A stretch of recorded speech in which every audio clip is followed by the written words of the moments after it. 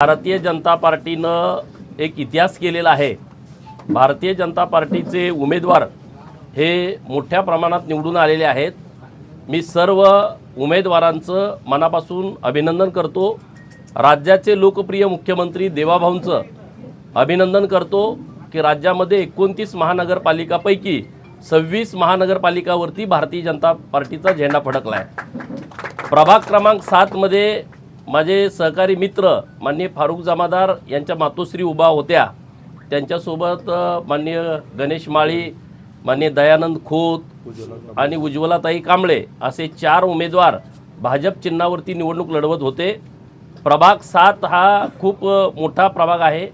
या प्रभागामध्ये शहरातली जसे मतदार आहेत तसे ग्रामीण भागातून पण मोठ्या प्रमाणामध्ये इथं नोकरीच्या निमित्तानं, व्यवसायाच्या निमित्तानं किंवा रोजगाराच्या निमित्तानं आलेले बहुसंख्य मतदार राहत आहेत आणि बहुभाषिक लोक आहेत, वेगवेगळ्या धर्माची लोक या मतदारसंघामध्ये राहत आहेत। परंतु भारतीय जनता पार्टीला त्यांच्या विचाराला मानून सर्व मतदारांनी मतदान केलेलं आहे। फारुख जमादार हे तर भारतीय जनता पार्टीचे अल्पसंख्याक मोर्चाचे राज्याचे सचिव म्हणून गेले 3-4 वर्षापासून काम करतायत आणि त्यांचं या परिसरामध्ये खूप चांगलं संघटन आहे।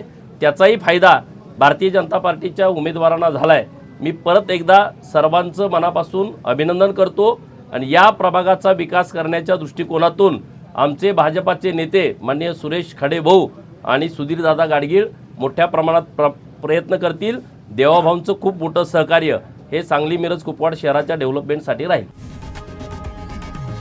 लोकशाही मराठी ऐका, पहा, जागरूक रहा।